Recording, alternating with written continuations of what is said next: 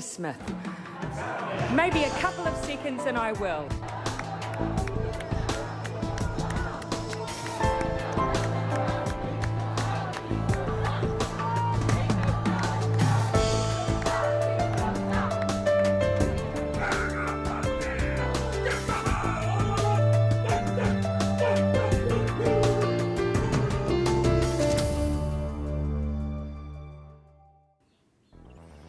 Hi, I'm Selwyn Manning and you are watching A View from Afar. And as always, we are joined by political scientist and former Pentagon analyst Paul Buchanan. And this week we will discuss.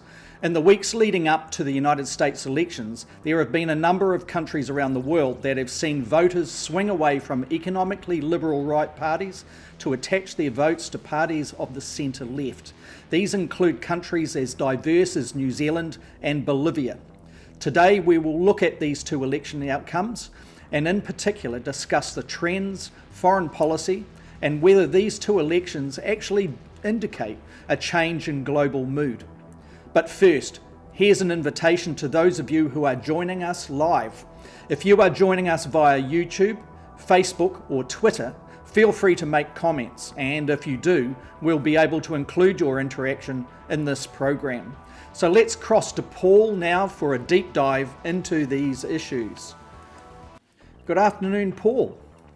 Good afternoon, Selwyn. So it's been politics all around for the last few weeks and indeed in the last few months. Certainly here in New Zealand, it's been election campaigning left, right and centre, delayed because of the second COVID outbreak. That seems to have been defeated.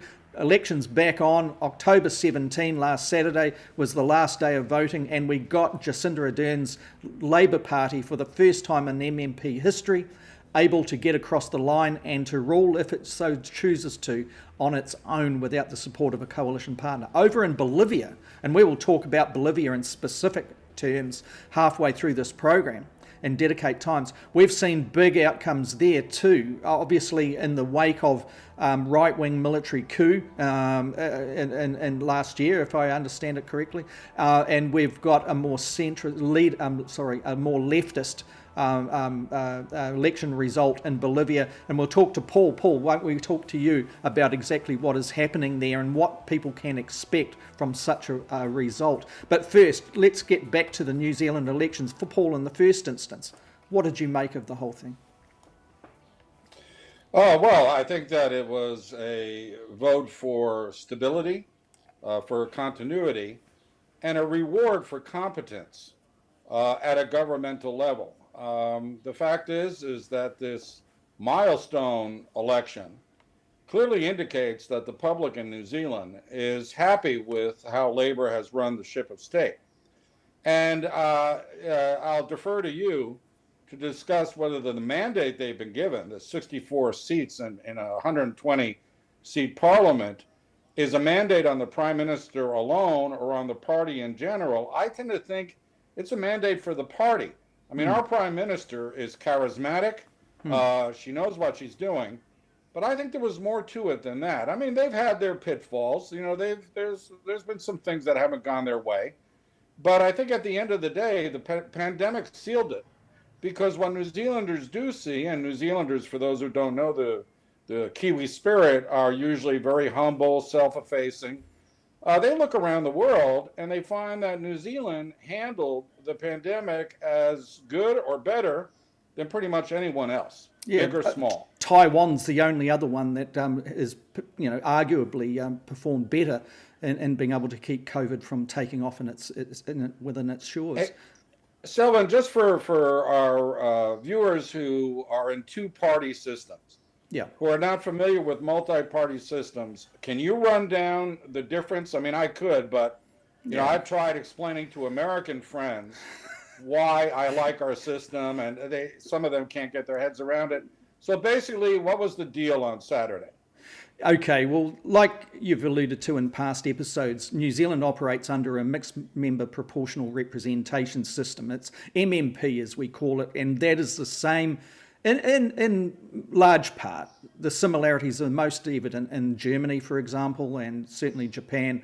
It came in post-Second World War as a type of system that provided representation, but also made it difficult for one party to get its hands on power and basically take countries to areas that they never anticipated as voters. And I suppose that all we had to do to see the reasons for MMP's existence was to look at what had happened to Germany prior to the Second World War being brought out into global disaster. Disaster. So that, in a sense, is what we're talking about. Here in New Zealand, under MMP, we have a situation where should a party get 5% of the popular vote, it is assured to be in Parliament. If it does not get 5% of the popular vote, then it can still get to Parliament, but only if one of its candidates wins an electorate seat. And we have electorate seats all over the country, just like in other countries like the United States, where you'll have votes at, at state level, etc., etc. So, we have that kind of thing here with electorate seats mapped out around the whole country. On that basis, there is a lot of concern by smaller parties that should they just miss out on that 5% threshold, and if they do not win an electorate seat, then they're out. They may get 4.9% at the end of the day once special votes are counted and postal ballots, etc., etc. If they don't make that 5%, they're gone. And so that's a fear of the smaller parties. That creates a fear also for smaller parties that may naturally find that they have a partner in a large party that may wish them to become a part of a coalition.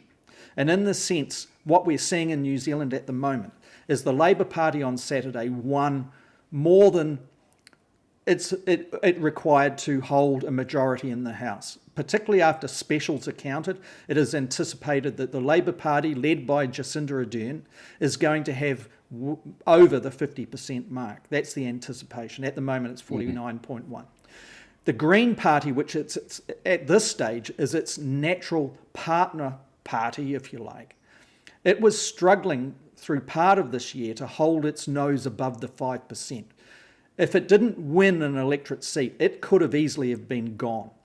As it turned out, the swing to the Labour and to the Green Party was such that the Green Party's won a key crucial seat, of which is Auckland Central, that was held by the Nationals last time. The National Party here in New Zealand, a conservative centre-right, liberal right economic party, which through the 1990s and also the 2008 through to and 17 held the balance of power in New Zealand. So we saw the Green Party come through, take that seat, win it against Labour, and third place against the national candidate, a new national candidate. So it was assured to be in Parliament. We also saw it punch above its weight, get more share of the vote in the election on the party list vote. So this is where it starts getting complex, probably for those that are outside of New Zealand. But it looks like it too, the Green Party, could very well pick up somewhere around the areas of up to 1%, and even some people who are very encouraged feel that could actually pull in from the specials an extra %, which would bring in 10, 11 MPs into the House. The question inside the Green Party has been raging since the election that with Labour having such a huge vote, is its voice, should it join Labour in a coalition or indeed even in some sort of arrangement where it has ministerial responsibilities of some portfolios, will it lose its voice and become irrelevant? And my view, Paul, here is very, very straightforward. I think the Green Party has an opportunity with the Prime Minister Jacinda Ardern saying she wants to build consensus. The Labour Party knows that its vote at this stage is probably at its zenith, that in 3 years or 4 years' time when New Zealand has the next election, the chances are of it having such a decisive and impressive win is probably not going to materialise. So I think that's what Jacinda Ardern is talking about when she is saying she is wanting to build a coalition around her party, where even she's not excluding talking to, for example, the Māori Party MP now, who beat Labour candidates and incumbents to win his seat in the east side of New Zealand's North Island. That to me suggests that what she is talking about is an inclusive and certainly a cooperative kind of arrangement here, where she is saying to Māoridom, every Māori representative that you send to Parliament from the Māori electorate seats, we can work with.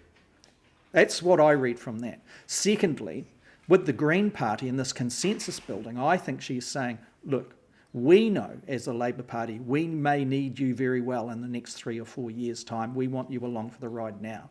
But the Green Party, with its activist base that has been shoved out of the road in recent years, is saying, well, not the Green Party leadership here, but its members and supporters are saying, well, hang on a minute. We think we're actually in a more stronger position with independence should we not become a part of executive government. So that's where New Zealand is. But getting back down to the big swings, we have seen Labour go from down in the top 30s into what will end up over 50% of the vote. The Nationals going from, around the mid 40s, 45, 46% of what they would expect to get from a vote, usually as a broad tent party, down at 26 points. So that's a complete rout of them. They just don't lose members in Parliament. They lose their share of research budgets, parliamentary services budgets, all of this kind of thing to help their party remain relevant. That's all gone. They're stripped down to their skeleton. That's how I see it, Paul. Hopefully that explanation for those of our people that are overseas can make something of it. Yeah, I would just add that for the people who don't understand MMP, you and I on Saturday, we had 4 things to vote on. The party vote, the electorate vote in our electorates, yours is different than mine, and then 2 referenda, one on cannabis legalization and the other one on voluntary euthanasia. The results of the referenda have yet to be determined, but the idea is, you split your vote as a matter of course. I mean, you could vote straight ticket on the electorate and the party, but a lot of people don't. But what's interesting, I think, is not only everything that you've just said and explained it very well, but I think that in large measure, Nationals' crashing defeat was not so much a referendum on their economic policies. Remember, they haven't been in government, but on the craziness in their leadership caucus. 3 leaders in the space of 9 months, a lot of backbiting, a lot of dissension within the ranks. Disunity. And I think, right. And so you look over at Labour, who are handling the affairs of government in a pretty unified way. And then you look at the opposition without those responsibilities, and they're all over the show. And so I think this was punishment of National for not getting their act together. What I found interesting was two things on the right. The first is that New Zealand First, a nationalist populist party, got the boot. Outski with only 2-point-something%, yeah. You know, for all the rhetoric, I mean, that rhetoric, well, you think of national populism, anti-immigrant, Yeah, you know, economic, all the old culprit, the same thing. We saw it in Australia, so it'll be interesting to see what happens over there. Yeah, no residents, and they've been in Parliament for quite a long while, but they got the boot. But then, interestingly, the people on the right who picked up votes were the so-called ACT Party, which used to be a libertarian party, but now is this catch-all of gun freaks, religious nutters. Like the NRA kind of groupings wrapped around a New Zealand equivalent kind of thing, going in and taking over what was once an economic liberal reformist party. And its Labour, its leader is the only one that could really be labelled in such ways, I would argue. The other thing that I think is very symbolic in this election, and it's one which would worry I think those proponents that believe in small government, that National Party that has absolutely been destroyed at these elections, represented small government, economic liberalism, one where it didn't change its mantras from really the 1990s and the latter part of the 2000s, where the market will decide the outcomes of many crucial issues. There are some issues that require government intervention, but that should always be tempered by the liberal freedoms, etc., etc. Now, if you correspond that to what Jacinda Ardern's party, the Labour Party, has been operating as the lead party in government for the last 3 years, it's not blowing out government, but it's saying government is relevant, it's interventionist, it is there to assist in times of crisis in a way of which no other body in society or in an economy can. And that, to me, stands out in this vote, that people confronting, here in New Zealand, they've had earthquakes, we've had massacres by right-wing extremists here, we've had volcanoes blowing their top and killing people, and we've had Jacinda Ardern and the Labour Party govern through those major events. We've got COVID appears, and they've been able to get rid of COVID twice out of New Zealand from the point of view of community transmission. And I think the people are thinking government and effective interventionist government is what they want. In some ways, the only criticisms that I have been able to determine, and I argue that those are National Party voters that have come around to that thinking too. And the only dissenting thing that I can pick up relating to Labour is the pace of incrementalism toward those interventionist policies, of building the social structures of New Zealand back, the government provisions, such as state housing and healthcare, free education, free tertiary university education, getting those back in large part by government-driven commitment. And the pace of shifting back to those paradigms, if you want to put it in that way, is not fast enough for many people who are voting. So that leaves the Nationals, in a very, very tough situation where they don't just have to reinvigorate their candidates and their MPs, they've got to rethink their whole sense of their DNA. That's how I see that part, Paul. Yeah. I mean, what's very clear is that the combination of natural and human disasters and the Labour government response has shown the limits of what the market can do when addressing very serious social crises. And that hasn't been lost on anybody. Everybody sees that the state came in and intervened for the benefit of everyone. Now, that assumes competence on the part of state managers. Absolutely. And that's not always the case. So I would first say that, yes, the state is back in, but there are two caveats to that. The first one is that because of prudent financial management, the New Zealand State Treasury had money to burn when it came to pandemic mitigation efforts. Yep. The wage subsidy, business allowances, they marshaled their funds very well. Now going forward, they don't have that money. They used up a lot of the surplus in Treasury in order to pursue these mitigation efforts. So they're going to have to be financially prudent anyway. And the second part of that is that labor has had some failures with public housing, among others. And not fast so enough to roll out. They promised too much on certain keystone issues, and they got burned. So between the financial constraints and the fact that they burned before, what I would say is we're more than likely going to see that incrementalist approach, with core areas being determined not just by labor, but here's where the Greens come in. If I was a Green, I wouldn't enter into a coalition with labor. Yeah, I'm completely on the other side than where you are on this one. Yeah, yeah. Yeah, no, we're different. But I would say this, and that's part of the why we get along. I think they should be, doing what is known here as confidence and supply. Right. Refuse the baubles of office, because if you enter in a coalition, you might get a ministry, that sort of thing. And because labor's always got to be wary of how you're going to vote in Parliament on various bills, you can keep them honest. I get that part. Yeah, I get that part.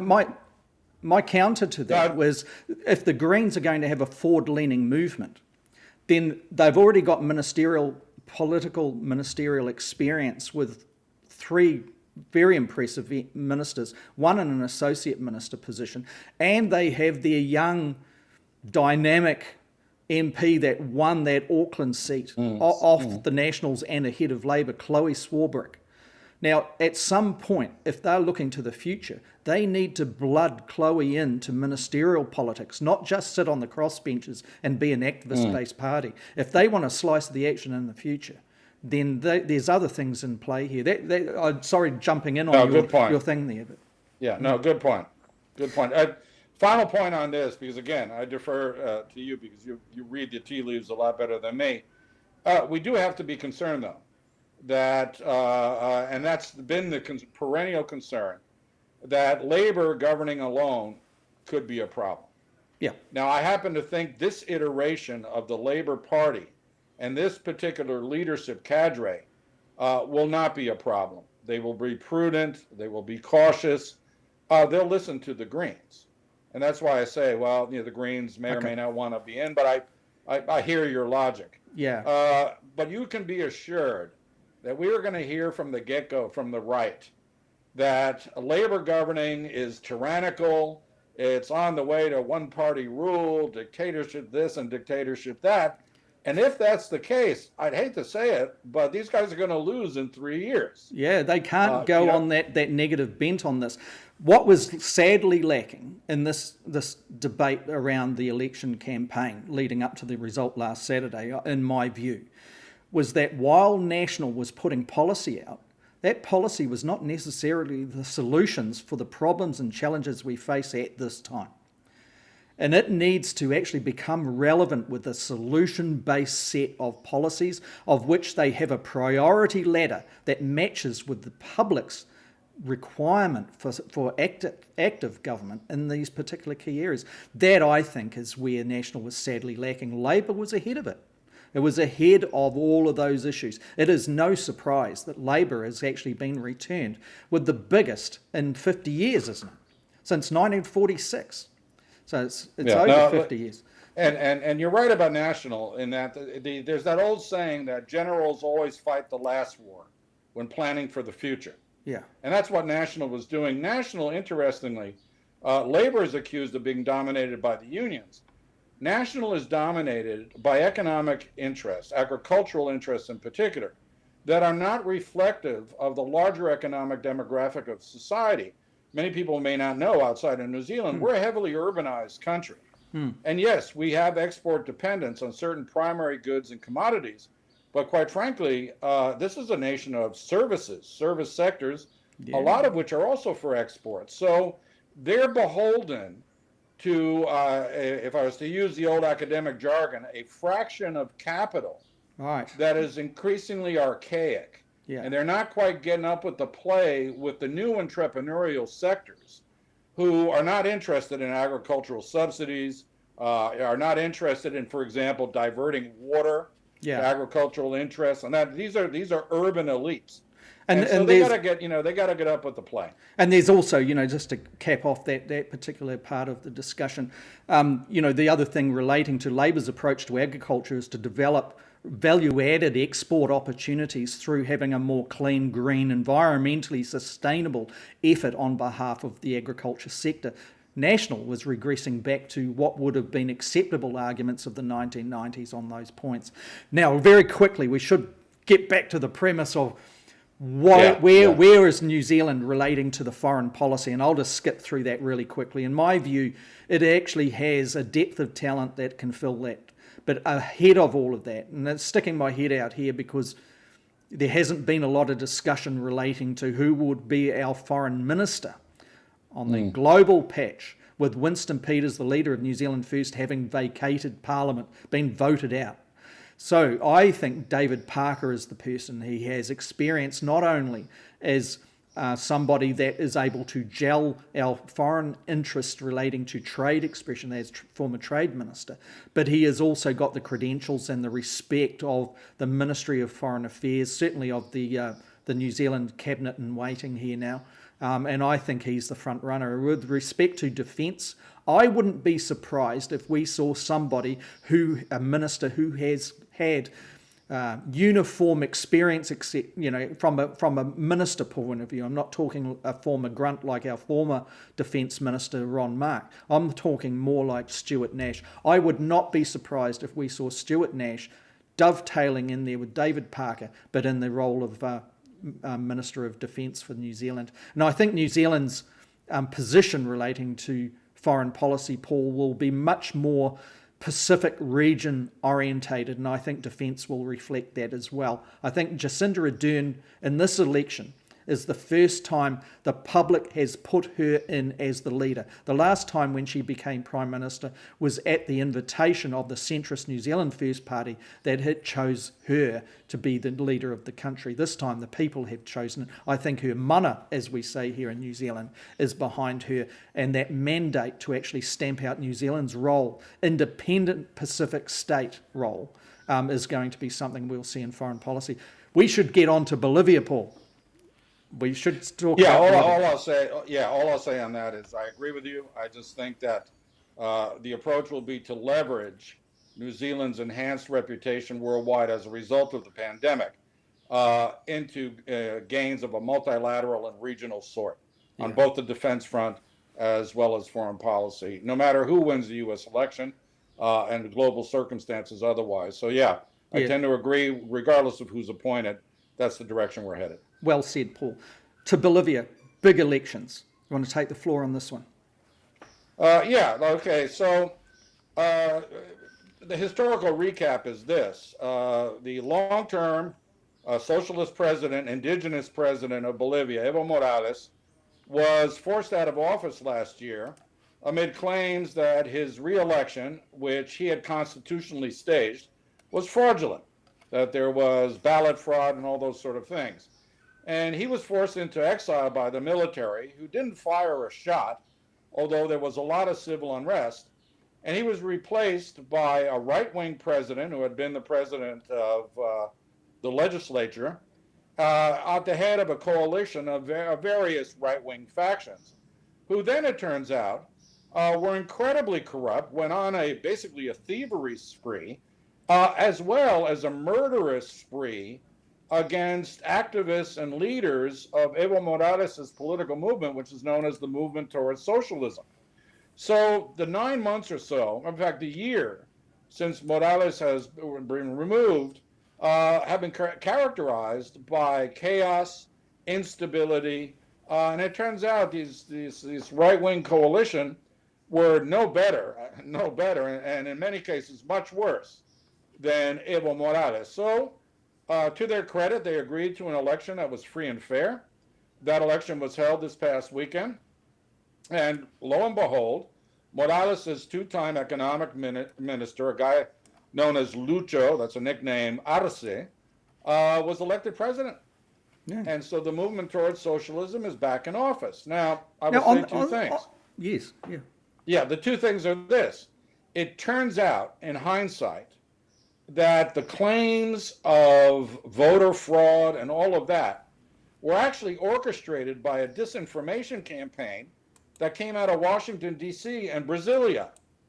Two right-wing democracies, quote unquote, the Trump administration and the Bolsonaro administration, don't like socialists. And so it turns out a lot of the supposed evidence against Morales was fabricated. This doesn't mean there wasn't some voter fraud, and it doesn't mean that Morales was clean as a whistle. There was corruption in his administration, but let's be honest, it's Bolivia. And so when the right-wingers turned out to be no better, and then revelations of the truth of the matter is Morales won fair and square, and he was robbed of that victory, I have a feeling the military in Bolivia were embarrassed that they got used by these foreign powers, and they signaled to the interim government that they're going to have to hold the elections again because this was a bit of a sham.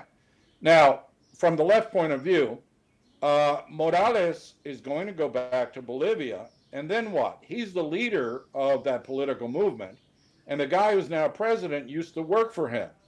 Will there be problems between the two of them? Will the various factions within that lefty movement divide? Those are the questions that the Bolivians are going to confront immediately. And I would finally say that what happens in Bolivia, by and large, stays in Bolivia. We shouldn't see this. We shouldn't see this as the beginning of a red tide, pink tide. You know, that this is a very Bolivian circumstance. That's interesting, Paul, because I was most interested in what the symbolism was there.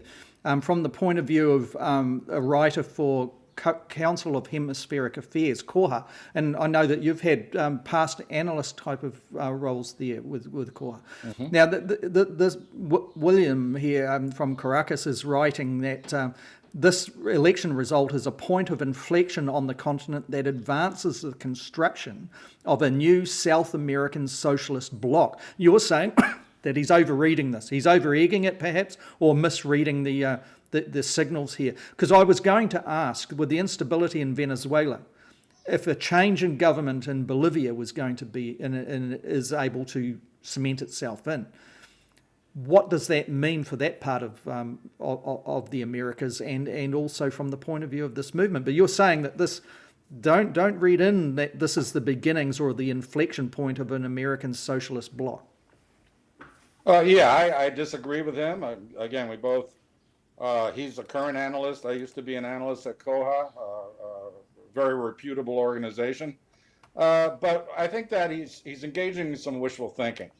And the reason for that is twofold. First of all, in the last 5 years, we've had a shift to the right throughout Latin America. You know, from the Rio Grande all the way to Tierra del Fuego, that pink tide of the early 2000s has been rolled back. Brazil is under hard right-wing control. Even Uruguay is under right-center control. Chile's under right control. Where the left still stands, Venezuela and Nicaragua, they've become outright authoritarian. I mean, they've moved in a Stalinist direction, and I don't think anybody with any democratic inkling wants to go in that direction. So although this victory may give hopes to grassroots activists in many Latin American countries, let's say, for example, Chile, which is about to have a plebiscite on the 1980 authoritarian constitution, which is still in place today. Wow. They may be invigorated by this sort of people power. But the problems of socialism in Latin America are the problems of indigenous socialism. You know, this is not a European socialist movement. These are indigenous socialist movements that are very localized in their grievances and their approaches to politics. So what works in Bolivia to remove these right-wingers will not work in Argentina, which is under a Peronist regime that is nominally left, but anything but. Yeah. And certainly won't have the impact in places like Peru, Ecuador, and Colombia, which is run by a right-winger, that many of, particularly the North American left, hope that it will have. So I very much think that this was a salutary moment in Bolivia history because this is the first time the left has been allowed to win again and not be ousted by force. I mean, Right. the fact that the Is that military the sig- allowed this. Is that the significance of that, Paul? Is this the big thing Yeah, that stands out? Think of it this way. I mean, there's a lot more to the picture, but I'll make it quick. Bolivia has the first or second largest reserves of lithium in the world. You know, the Well, lithium for batteries. The world needs Most that. of- Yeah. Yeah, Yeah. most of that is untapped. And so lithium extraction companies are all over Bolivia like a rash. And most of those companies come from, guess what? Brazil, the United States, and then Asia. Yeah. They don't like socialists. They don't like the fact that the profits that they will accrue will be redistributed in ways that they would prefer not to see. But if you're a Bolivian, you'd rather see them redistributed than maldistributed, which was what was going on under this interim government. So the big challenge for Odyssey is to stave off further interventionist campaigns, disinformation campaigns, and satisfy the bottom line of international investors who are going after those lithium riches.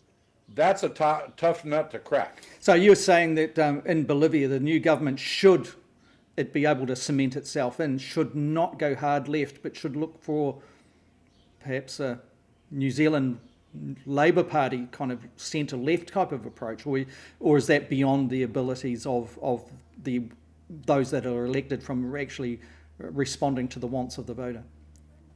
Well, that's where the comparison with New Zealand gets interesting. Now, they're a very different type of left.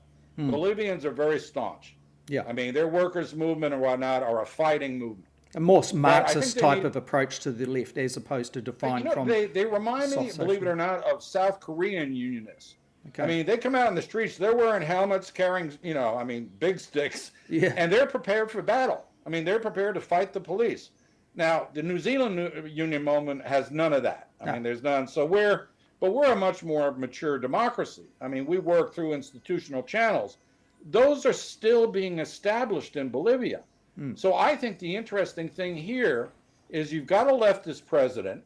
He knows what's sitting under the ground in Bolivia that everybody wants. And so the issue is, how do you extract it to the benefit of the people of Bolivia, not for the benefit of the foreign investors alone? Or the Now, you have power to share elites the within wealth. or the power elites within the country, yeah? Bolivia is a mining country. First it was silver, then it was tin. They even had guano, bird dropping mining for a long time. And now it's lithium. The elites that are tied to those extractive industries are, to say the least, not very progressive. But times have changed, and clearly even they, particularly backed by foreign investors, can see that the best way to go here is to share the pie. It'll be big enough for everybody. And so the important thing for Odyssey is to lower the levels of corruption, to not have his hand in the till, not allow his party adherents to all of a sudden be building mansions and driving European cars. I mean, there's an old joke in Latin America that right-wing dictatorships are for the few, by the few. Left-wing dictatorships are for the many, by the few. Venezuela is a proof of the latter. And so if they avoid the Venezuela-Nicaragua scenario, where these leftist leaders who are brought in democratically increasingly harden up into authoritarian Stalinists, if they avoid that, if they're allowed to play democratically, and I would argue listen a bit to the opposition, find out what their bottom line is. If that bottom line is not disloyal, if that bottom line is not removal of you from office, if they're talking to Odyssey, then a compromise could be met for the betterment of everyone. Again, the riches are there. So we'll see. Everything I understand about Odyssey is that Morales was the ideologue, Odyssey is the pragmatist. And if that's the case, then this was a good choice for the Bolivian electorate. So to wrap this up, does that mean that you expect that the right, the power elites, the military will allow the voice and the cumulative vote of the people to prevail? And secondly, does it mean that what you've just mapped out there, does that mean that Bolivia, under new leadership, needs to bow and scrape to the United States' interests, or develop some sort of rapprochement between the ideology and the United States administrations, irrespective of who wins the presidency there? Well, the answer to the first is that the Bolivian military clearly allowed this election to happen. Yep. They could have stepped in at any moment, and they could have stopped, and you know what? No one would have said anything. The United States might have even applauded their intervention. And so it tells you that the Bolivian military is slowly but surely adopting or embracing democratic practice. As long as they're not interfered with, as long as their corporate interests, defense of the border, those sort of things, are respected, then it appears that they're going to go along with this. And that's, again, in Bolivian history, for the military to be anything but extremely right-wing is extraordinary. So that much is good. Now, with regards to bowing and scraping to the United States, apologies for the crudeness there. You get the point. No, Bolivians don't do bowing and scraping too well. But B, they're waiting on the U.S. election. Yeah. If Biden comes in, and if they don't act like, Maduro in Venezuela, then I'm sure the Democratic administration will have room to negotiate with them, find a modus vivendi, if you will. And even if Trump is reelected, Bolivia is a bit of an immovable object. I mean, what are you going to do? Invade them to get to the lithium? So I think he needs to, because the other thing too, talk about mandates, is Arce got a mandate. He won 57% of the vote. So he went over the 50% threshold as well. And so if you're going to mess with a democratically elected leader with that large a mandate, you're going to have a lot of people in arms up against you should you try to intervene with force.